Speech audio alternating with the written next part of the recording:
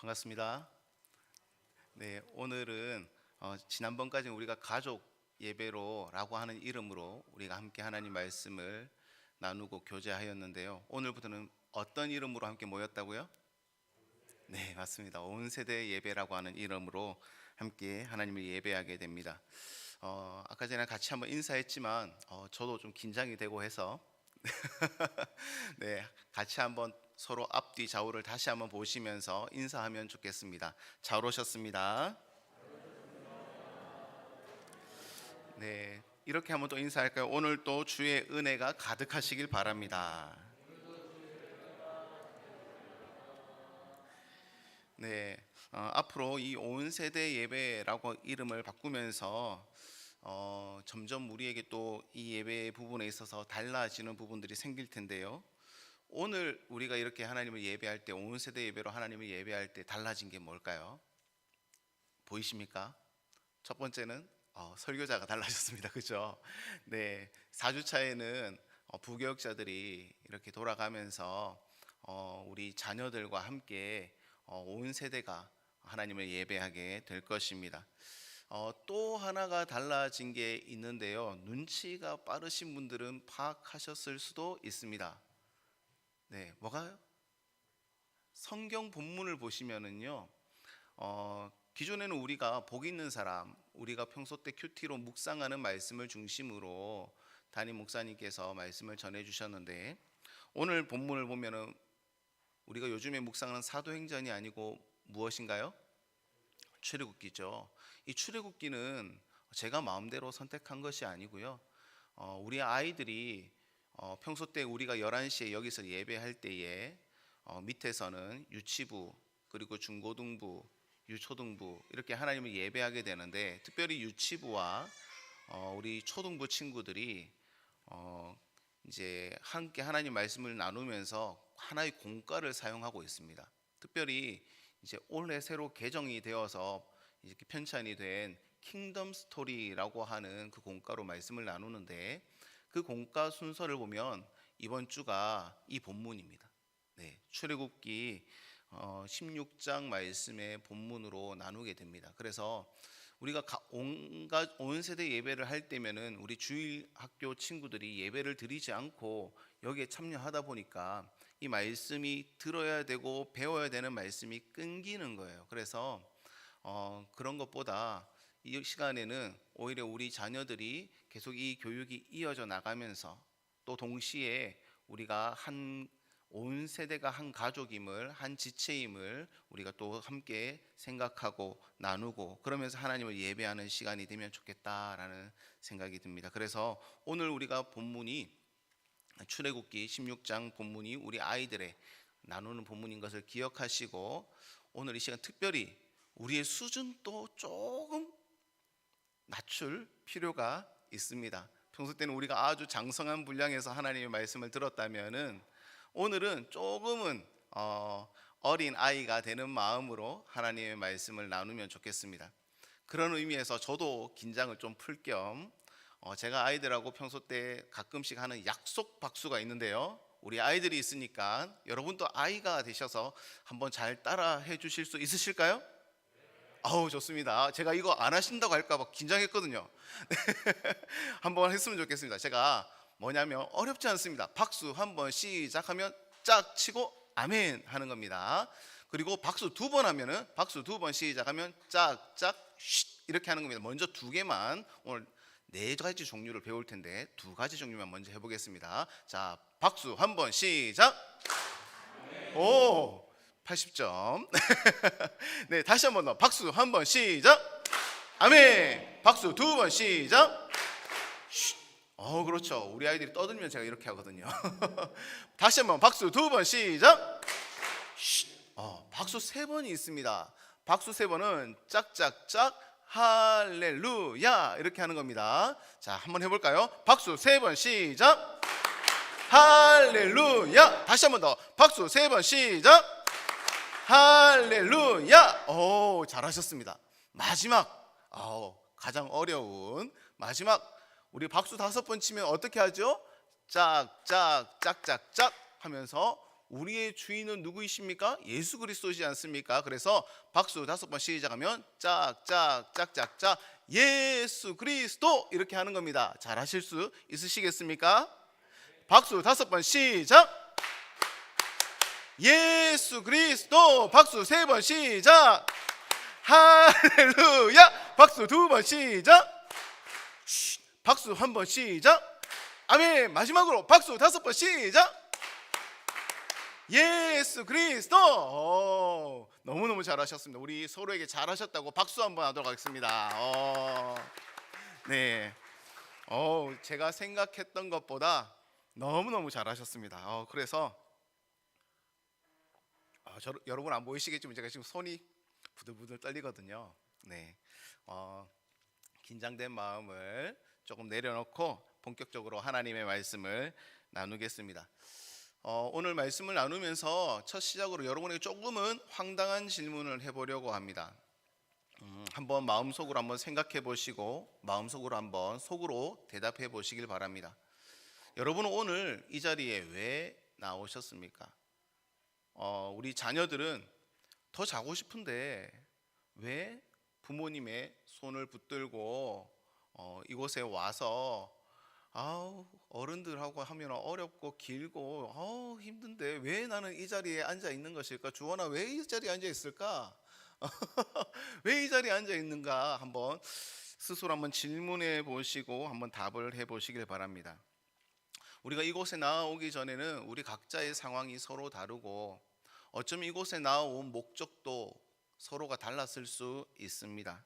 하지만 우리가 예배함을 통하여서 이 시간만큼은 우리 예배 자리에 앉아있는 우리 모두의 목표가 동일해야 합니다. 이 시간은 하나님을 예배하는 하나님의 백성으로 하나님의 말씀을 듣는 시간이고 또 하나님의 말씀을 따라서 우리의 삶을 결단하고 또 그 가운데 함께 결단한 성도들과 함께 믿음의 교제를 나누는 시간입니다. 또 이 시간을 통해서 우리가 하나님을 온전히 바라보면서 또 이 시간을 통해 무엇보다 우리가 하나님의 나라를 누리는 것이죠. 이 목표는 이스라엘 백성들이라고 해서 다르지 않습니다. 하나님께서 이스라엘 백성을 애굽 땅에서 구출해 내신 이유는 이스라엘 백성의 하나님이 되시기 위함이었습니다. 이스라엘 백성을 하나님의 것 삼으시기 위함이었습니다.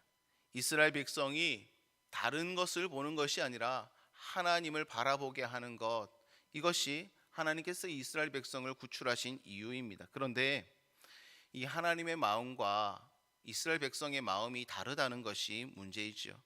하나님은 이스라엘 백성들이 조금이라도 더 하나님을 사랑하고 이스라엘 백성들이 조금이라도 더 하나님을 바라보기를 원하는데 이스라엘 백성은 이 하나님의 마음과 달리 하나님을 바라보지 못하고 자신의 문제 아니면 세상의 관습들, 문화들을 바라보느라 굉장히 바쁜 것입니다.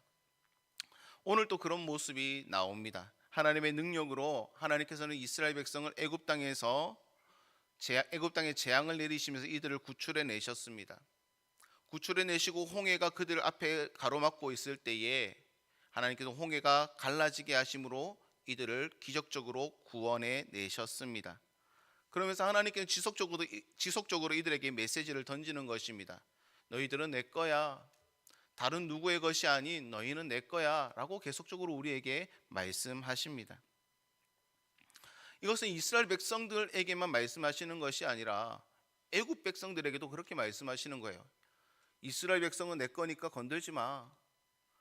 애굽 백성들에게만 이렇게 말씀하실까요? 이 이스라엘 백성을 바라보는 주위의 수많은 나라의 백성들에게도 말씀하는 것입니다. 얘네들은 내 거야. 얘네들은 내 거야. 내가 이렇게 기적을 베풀면서 내가 이들을 구원해 내었어. 얘들은 내 거야 라고 지속적으로 말씀하시는 것입니다. 하나님께서 이것을 나타내시면서 어떤 일들을 앞에서 나타내셨습니까? 우리가 앞장을 보시면은 마라의 쓴물을 단물로 바꾸시는 경험을 하였습니다. 물이 없다고 불평하는 그들에게, 이 물을 마실 수 없다고 불평하는 그들에게 그 물을 단물로 바꾸시면서 지속적으로 이들의 하나님이 되심을 하나님께서 나타내 보이셨습니다. 이후에는 마라위온의 엘림으로 이들을 인도하시면서 이들에게 시원하고 맑은 물을 마음껏 풍성히 누리게 해 주셨습니다. 그것뿐입니까? 이들에게는 지금 또 하나님의 임재하심이 여전히 보입니다. 낮에는 구름 기둥으로, 밤에는 불 기둥으로 이들을 인도하시고 보호하심이 이들의 눈에 선명히 지금 보이는 것이죠. 이쯤 되면 이들이 어떤 상황 가운데에서도 이후에 다른 어떤 상황이 발생되어도 하나님을 온전히 바라보며 나아갈 수 있는 충분한 내성이 생겼을 것 같은데, 오늘 말씀의 배경을 보면은 이스라엘 백성은 여전히 하나님을 바라보지 못합니다. 대신 자신의 문제에 집중합니다. 그리고 이 문제를 발생시킨 자들에게 그 책임을 돌리면서 그들을 책망하려고 합니다. 오늘 말씀을 화면을 한번 보실까요? 한번 넘겨주시면은요, 이들이 지금 어떤 문제가 있습니까? 이들에게 지금 배고픔의 문제가 발생한 것입니다. 먹을 것이 다 떨어진 거예요. 하나님께서 지금까지 이들을 구원해내시고 이들을 보호하시고 이들을 인도하고 계시는 것이 이들 눈에 선명히 보이는데, 지금 이들 가운데 있는 배고픔의 문제, 또 다른 문제가 발생하자 이 부분으로 인해서 어떻게 할까요? 한번 넘겨주십시오. 이들이 어려움을 만났을 때 이들은 원망하고 불평하는 모습을 보이게 됩니다. 이 모습은 아론과 모세에게 불평하는 듯이 보이지만 실제적으로는 하나님을 향하여서 원망하고 불평하는 것입니다. 그래서 이들은 하나님의 마음을 굉장히 상하게 하는 말들을 하지요.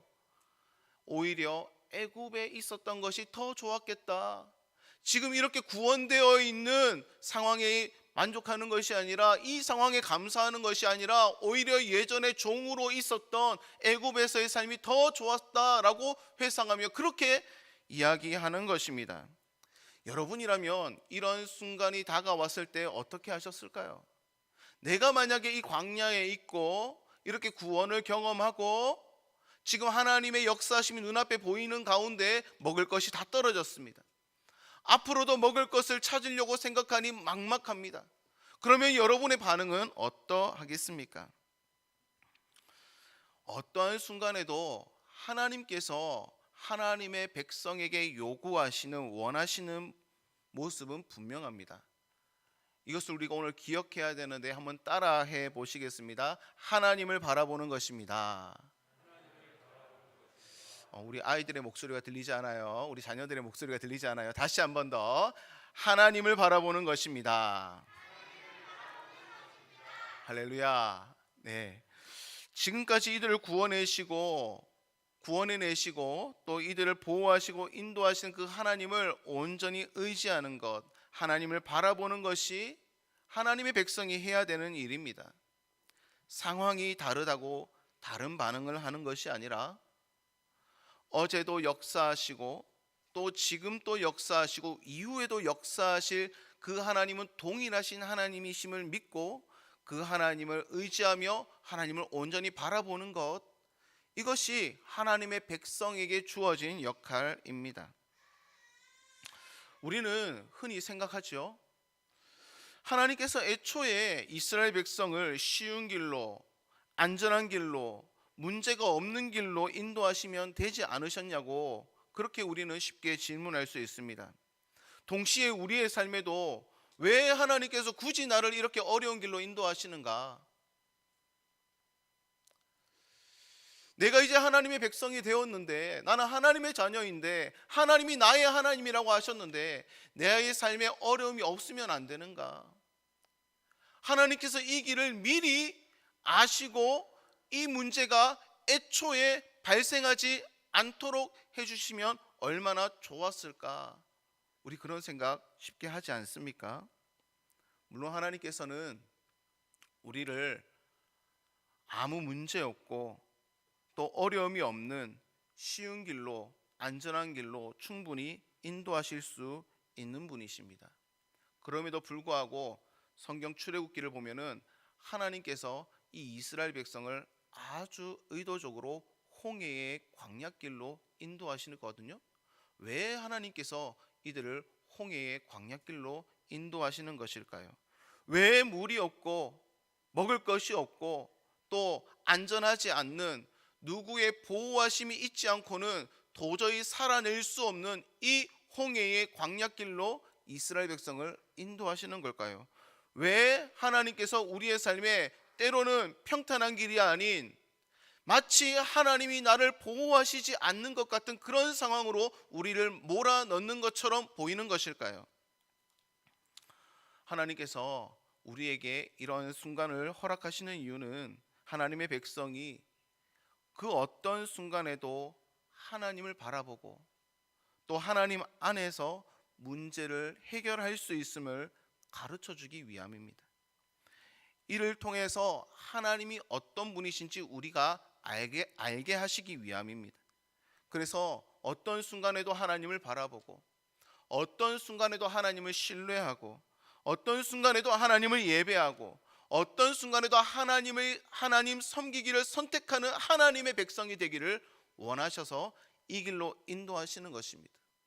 하나님은요, 우리가 마치 프로그램 되어서 로봇처럼 우리의 의지 없이 그냥 주인을 따라가는 강아지처럼 우리를 만들지 않으셨습니다. 하나님은 우리가 하나님을 분명하게 알고 하나님을 향한 그 뜻을 우리가 선택하여서 하나님 앞에 기쁨으로 그 걸음을 나아가기를 원하셨던 것입니다. 그래서 이 광야길 어려움을 주시면서 하나님이 어떤 분이신지 선명하게 볼 수 있도록 하신 것입니다. 우리가 깜깜한 밤이 되면은 밝은 빛 하나만 보아도 그 밝은 빛을 그 빛이 그 어떤 것보다 환하게 보여서 그 길을 따라갈 수 있는 것 아닙니까? 광야 같은 곳이 바로 그런 곳입니다. 그냥 아무 문제가 없는 길에서는 하나님이 우리에게 아무리 역사해 주셔도 그 하나님의 역사하심이 우리 눈에 보이지 않는데, 광야 같은 곳, 어두운 곳, 황폐한 곳에서는 하나님의 손길이 분명하게 보이는 것입니다. 그러니까 하나님께서 그곳에서 우리를 단련하시고 하나님이 어떤 분이신지 우리에게 보여주시고 하나님을 향해서 우리가 온전히 나아갈 수 있는, 하나님을 바라볼 수 있는 하나님의 백성으로 우리를 세우고 있는 것이지요. 자, 그런데 이런 하나님의 의도와는 상관없이 문제가 있는 것입니다. 바로 문제는 우리에게 있는 거예요. 우리에게 문제가 있는 거예요. 우리의 문제가 무엇일까요? 우리가 원하는 것에 너무 집중한다는 거예요. 지금 이스라엘 백성처럼 배고픔에 문제가 생기면 배고픔에 너무 집중한다는 것입니다. 어떤 문제가 생기면 그 문제에 집중한다는 것입니다.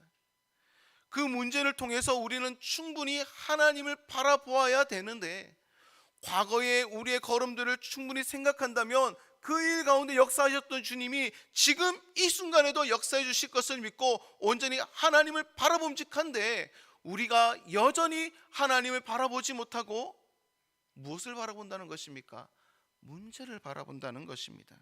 지금 내 문제에 집중하는 것입니다. 그래서 이 문제 앞에서 무엇하는 거예요? 지금 이 이스라엘 백성들처럼 불평하고 원망하는 그런 모습을 보이는 것입니다.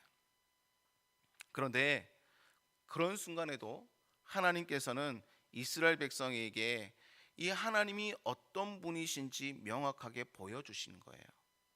먹을 것이 없어서 무서워하고 두려워하고 그로 인해서 불평하고 불만하는 원망하는 이스라엘 백성에게 하나님께서 어떻게 말씀을 주시는지 한번 보실까요?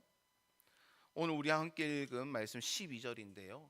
우리 12절 말씀 우리 같이 한 목소리를 읽어보겠습니다. 시작. 내가 이스라엘 자손의 원망함을 들었노라.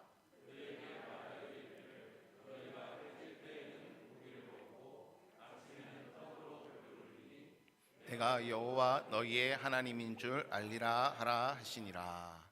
아멘. 지금 원망하고 불평하는 이스라엘 백성에게 하나님께서 내가 너희를 떡으로 배부르게 하고 고기를 먹게 하겠다고 약속하시고 그렇게 주시는 것입니다. 아직 안 넘기셔도 됩니다. 네, 애굽의 바로였다면 어떻게 했겠습니까? 애굽의 바로였다면 자신을 향하여 원망하는 백성을 당장에 모아서 그들의 목을 치지 않았겠습니까? 지금 이스라엘 백성이 모세와 아론을 향해 원망하는 것은, 불평하는 것은 하나님을 향한 원망이고, 지금 이 문제는 하나님의 잘못이라고 왕이신 하나님을 향하여 소송을 거는 것과 같습니다. 하나님 때문입니다. 하나님 때문에 지금 이 문제가 일어난 것입니다라고 소송을 거는 것과 같습니다. 여러분이 지도자라면, 여러분이 나라를 이끄는 대표자라면 어떻게 하셨겠습니까? 이렇게 소송을 걸고 이렇게 불평하고 불만하는 백성들을 사랑으로 안을 수 있겠습니까? 저 같으면 그렇게 못할 것 같습니다. 우리 자녀들이, 우리 집에 아이 4명이 저를 향해 쿠데타를 일으킨다고 한번 생각해 보십시오. 그러면 당장 오늘 밥 없어, 나가 이렇게 하지 않겠습니까? 저는 그렇게 할 것 같아요. 그런데 이게 보통의 지도자의 모습인데 우리 하나님께서는 그렇게 하지 않으시는 거예요. 이들의 행위보다 하나님의 성품을 앞세우십니다. 화를 내시기보다 긍휼 베푸시기를 원하십니다. 이들을 향하여 고소하기보다 이들을 치료하고 이들에게 풍성히 채우기를 원하시는 하나님이십니다. 한번 그림을 한번 보십시오. 하나님께서 어떻게 하십니까? 하나님께서 약속하신 대로 이들에게 아침에 떡을 내려 주십니다. 이것은 오늘날 우리가 이 땅에서 볼 수 있는 것이 아니죠. 여러분 성경 13절 14절을 보면 이 부분을 설명합니다. 이 모양은 이슬과 같답니다. 그리고 크기도 아주 작고 둥근 모습을 하고 있습니다. 맛은 어떠했을까요? 뒤에 31절을 보면 꿀 섞은 과자 같았다라고 이렇게 내려진 떡을 설명하고 있습니다. 이스라엘 백성이 한 번도 본 적도 없고 맛본 적도 없는 것이기에 이들은 이 이름을 만나라고 지었습니다. 여러분, 우리 초등부 친구들, 이 만나가 맛있어서 만나라고 지은 게 아니에요. 이 만나라고 하는 이름은요, 이게 뭐지? 라고 하는 뜻의 이름입니다. 이게 뭐지? 한 번도 본 적도 없고 한 번도 경험한 적도 없고 한 번도 맛본 적도 없는 것이 이제 매일 아침마다 이스라엘 진 주위에 펼쳐져서 언제든지 거두어 먹을 수 있게끔 되었던 것입니다. 그래서 이들은 이것의 이름을 만나라고 지었던 것입니다. 또 하나님께서 약속해 주신 것이 있지요. 메추라기를 약속해 주셨습니다. 하나님께서 해질 때에는 이렇게 메추라기를 진 주위에 가득히 세워주셔서 이들이 풍성히 거두어서 마음껏 먹을 수 있도록 해주셨습니다. 여러분에게 하나님은 어떤 분이십니까? 어떤 분은 하나님을 말할 때에, 하나님에 대해서 말할 때 하나님이 어디 있어? 라고 말하는 분도 있죠. 하나님은 없어. 그리고 하나님은 무서우신 분이야. 또 때로는 하나님은 나에게 관심 없는 분이야. 등등의 여러 가지 반응으로 하나님에 대해서 평가하고 이야기하는 분도 있습니다. 그런데 시편 145편 8절에서 시편 기자는 하나님을 향하여 이렇게 고백하며 찬양합니다. 여호와는 은혜로우시며 긍휼이 많으시며 노하기를 더디하시며 인자하심이 크시도다. 하나님이 어떤 분이라고 찬양하고 있습니까? 저를 한번 따라해 보시길 원합니다. 하나님은 은혜로운 분이십니다. 하나님은 우리를 도우시는 분이십니다. 하나님은 우리를 향해 참으시는 분이십니다. 하나님은 우리를 그 누구보다 사랑하시는 분이십니다. 할렐루야. 하나님께서는 이스라엘 백성에게 이 만나와 메추라기를 주시면서 이들이 하나님을 온전히 바라보기를 원하셨던 것입니다. 이를 통해서 하나님이 어떤 분이신지 알기를 원하셨습니다. 이 만나와 메추라기가 떨어져서 이들에게 배부른 것으로 만족하는 것이 아니라 이 만나와 메추라기를 풍성히 주시는 하나님을 바라보고 이 하나님이 어떤 분이신지 날마다 알면서 하나님을 예배하는 자가 되기를 원하셨던 것입니다.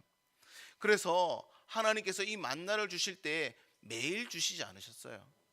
하루는 안 주셨습니다. 언제 안 주셨을까요? 하나님을 예배하는 안식일에는 주지 않으셨어요. 성경을 여러분 읽어보시면은 이 만나가 하루가 지나면 부패해서 먹을 수 없게 되었습니다. 그런데 안식일에는 토요일에 그 2배를 거두게 하시고 안식일에는 이 만나가 부패되지 않도록 하나님께서 해 주셨어요. 왜 그렇게 하셨을까요? 이 만나를 주신 분이 하나님이시고, 너희가 해야 될 일은 이 만나를 주신 분이 누구신지 기억하고 하나님을 예배해야 된다는 것을 알게 하시기 원하셨던 것입니다. 그래서 하나님께서는 이 안식일에는 만나를 내려주시지 않으셨습니다. 오늘 이 자리에 모인 수정교회 가족 여러분, 오늘 우리도 마찬가지입니다. 오늘 하나님께서 우리에게 주신 것들을 한번 떠올려 보십시오. 하나님께서 우리에게 주신 것들이 무엇입니까? 오늘 우리가 지금 앉아있는 이 예배당, 하나님께 주신 것이죠. 우리 옆에 앉아있는 형제자매들, 하나님께서 주신 것입니다. 우리가 입고 있는 옷, 타고 온 차, 거하는 집, 우리의 건강, 우리의 직장, 우리의 삶의 모든 영역들, 하나님이 주시지 않으셨으면 우리는 누릴 수 있는 자격이 없는 자들입니다. 그래서 믿음의 사람들은요, 이 모든 것을 하나님께서 주셨다라고 고백하는 자들입니다. 그래서 우리는 이 모든 것이 하나님께서 주셨음을 고백하면서 하나님을 온전히 바라보는 것이죠. 때로는 우리의 삶에 부족한 것이 있을 수 있습니다. 당장에 돈이 부족할 수도 있고, 또 내 삶에 오늘 이스라엘 백성이 경험했던 것처럼 당장에 먹을 것이 떨어질 수도 있습니다. 내가 예상치 못했던 또 다른 어려움들, 나의 힘으로 도저히 해결할 수 없는 문제들이 내 삶의 순간순간에 닥칠 수 있습니다. 그럴 때마다 우리가 기억해야 될 것이 있습니다. 오늘 이스라엘 백성들이 기억해야 되는 하나님을 우리의 삶에서도 기억하면서 그 하나님을 온전히 바라보는 것입니다. 그것이 우리가 해야 되는 일이죠. 때문에 믿음의 사람, 하나님의 사람은 당장 우리 주위에 있는 상황들에 흔들려서는 안 됩니다. 또 우리 주위에 있는 이 상황이 우리의 우선순위가 되어서는 안 됩니다. 하나님의 사람은 흔들리는 상황 가운데서도, 우리의 믿음이 마구 흔들리는 그 상황 가운데서도 하나님이 우리의 우선순위가 되어야 되는 것입니다. 누가 우리의 우선순위가 되어야 된다고요?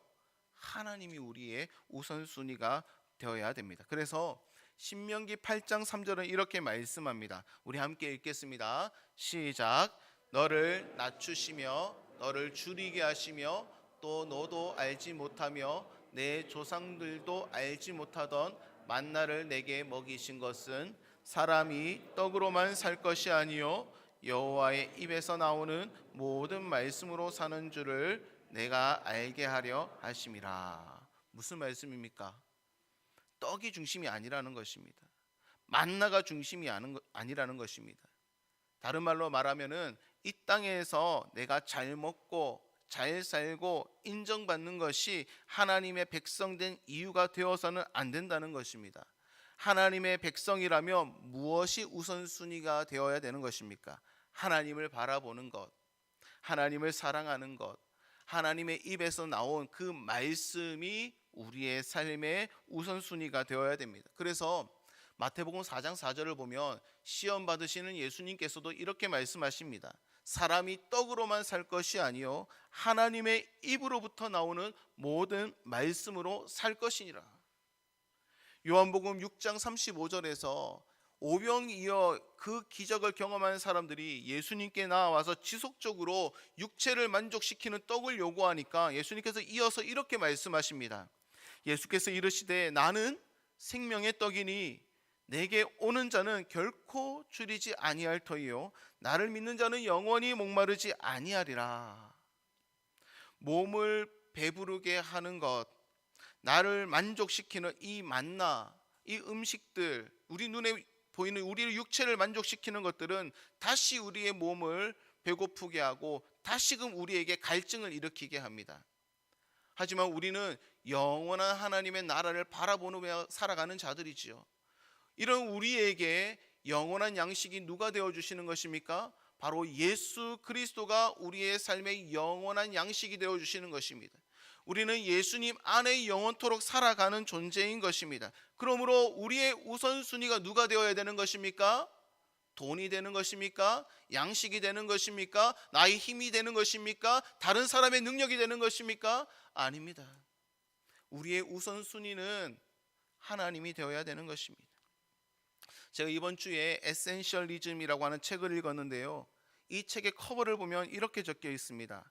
본질에 집중하는 힘, 더 적게 하지만 더 좋게, 발음을 잘해야 돼요. 더 적게 하지만 더 좋게. 그리고 이렇게 적혀 있습니다. 노력과 성과는 절대로 비례하지 않는다. 무의미한 다수가 아닌 본질적인 소수에 집중하라. 이 책의 의미가 무엇일까요? 우리는 참 열심히 살아갑니다.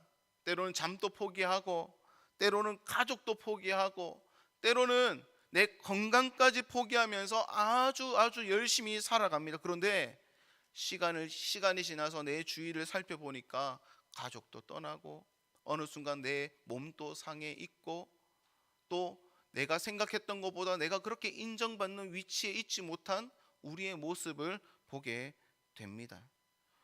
저자는 그 이유가 무엇인가 라고 이야기하면서 본질에 집중하지 않았기 때문이다, 비본질적인 것에 집중했기 때문이다 라고 이야기합니다. 그런데 제가 이 책을 보면서 또 말씀을 준비하면서 제가 이 부분에 상당히 은혜를 받았어요. 왜냐하면 이 책의 상당 부분이 오늘 말씀과 연결되기 때문입니다. 우리가 하나님의 백성, 하나님의 자녀라고 하는 신분으로 살아가는데 그에 맞지 않게 본질이 아닌 것들을 붙들며 우리가 살아가는 것이죠. 진정한 에센셜리스트들은, 진정한 하나님의 백성들은 본질을 붙들고 살아가는데 우리의 모습을 보면은 진정한 본질이 아닌, 하나님이 아닌 다른 것을 붙들며 살아가는, 하나님이 아는 다른 부수적인 부분들을 걱정하면서 그렇게 아둥바둥대며 살아가는 우리의 모습이 있더라는 것입니다. 책의 저자가요, 성경의 인물들도 진정한 에센셜리스트였다고 말을 합니다. 우리가 쉽게 생각할 수 있는 성경의 인물들이 누가 있습니까? 아브라함, 모세, 다윗, 엘리야, 다니엘, 특별히 예수님, 이런 분들 한 분 한 분들을 한번 떠올려 보십시오. 이들의 상황을 뒤흔드는 수많은 상황들이 있었음에도 불구하고 이들은 무엇을 붙들었습니까? 본질을 붙들었습니다. 그 본질이 누구였습니까? 하나님이셨습니다. 하나님의 말씀이었습니다. 하나님의 말씀을 붙들고 상황에 상관없이 그 걸음을 걸어 나갈 때에 이들은 믿음의 사람으로, 하나님의 사람으로 하나님의 나라를 이루며 하나님의 능력을 나타내며 하나님 앞에 귀한 도구가 될 수 있었던 것입니다. 실리콘밸리에는 유행하는 금언 하나가 있다고 합니다. 무언가를 해내는 게 완벽한 것보다 낫다. 이것은 무언가를 마구잡이로 만들어내야 된다는 것이 아닙니다. 비본질적인 것들까지 챙기느라 시간을 낭비하지 말고 작은 성취라도 이루어내라는 것입니다. 달성 가능한 것부터 회사에서 창출을 해내라는 것입니다. 너무 세밀한 것까지 챙기느라 큰 것까지 놓치지 말라는 것입니다. 우리의 믿음의 여정도 마찬가지입니다. 우리의 믿음의 여정이 처음부터 완전하고 완벽할 수 없습니다. 우리는 처음부터 하나님을 온전히 의지하는 완벽한 삶을 살아낼 수 없습니다. 우리의 삶에는요, 지금 이스라엘 백성처럼 실수가 있습니다. 넘어지기도 합니다. 실패하기도 합니다. 낙심하기도 합니다. 그러면서 하나님을 향하여 심지어 불평하고 원망하기도 합니다. 그럴 때마다 우리가 어떻게 해야 될까요? 이런 상황이 생겼으니 나는 이제 믿음의 걸음을 걸어가지 않을래라고 낙심하고 거기에 주저앉아 있으면 되겠습니까? 그렇지 않습니다. 달성 가능한 작은 것부터 시작해서 그것부터 하나하나 완수해 보는 것입니다. 그 첫 시작이 하나님을 바라보는 것입니다. 그리스도인들에게 이 하나님을 바라보는 것이 시작이고, 이것이 기본이고, 어쩌면 하나님을 바라보는 것이 우리의 신앙생활의 모든 것이라고도 할 수 있습니다. 하나님을 바라보면서 하나님의 말씀, 하나님의 뜻에 집중하는 것입니다. 하나님의 나라에 집중하는 것입니다. 예수님이라면 어떻게 하셨을까? 이 질문을 우리의 삶에 던지면서 하나님 나라 가운데 그 본질적인 것에 집중하며 그 걸음을 걸어가는 것입니다. 처음부터 완벽할 수 없습니다. 하지만 우리는 우리의 삶에서 조그만 것들을 완성해 나가며 우리의 삶을 좀 더 하나님 안에 성숙하게 가다듬을 수 있습니다. 그래서 예수님께서는 마태복음 6장 33절에 이렇게 말씀하십니다. 너희는 먼저 그의 나라와 그의 의를 구하라. 그리하면 이 모든 것을 너희에게 더하시리라. 하나님을 구하라는 것입니다. 우리의 삶의 기본적인 본질적인 것이 무엇인지를 알고 그것을 구하며 살아가라는 것입니다. 수정교회 성도 여러분, 말씀을 시작할 때 여러분에게 드렸던 질문을 다시 해보려고 합니다. 여러분은 오늘 왜 이 자리에 오셨습니까? 왜 이 자리에 앉아 계십니까? 오늘 이 시간 여러분에게 이 예배의 시간이 하나님을 바라보는 시간이 될 수 있기를 바랍니다. 내 문제에 집중하는 시간이 아니라 우리를 사랑하시고 우리에게 노하기를 더디하시고 우리에게 긍휼을 베푸시는 그 하나님을 다시금 바라볼 수 있는 우리 모두가 될 수 있기를 바랍니다. 실패할 수 있습니다. 넘어질 수 있습니다. 그럼에도 불구하고 다시 일어나 하나님을 바라보며 믿음의 걸음을 걸어가는 우리 모든 수정교회 가족 여러분들이 될 수 있기를 주의 이름으로 축복합니다. 우리 말씀을 기억하면서 우리 한번 찬양할까요? 찬양할 때 우리 원하고 바라고 기도합니다. 우리 이 찬양으로 하나님께 우리의 결단, 우리의 믿음, 우리의 소망을 담아서 찬양하겠습니다.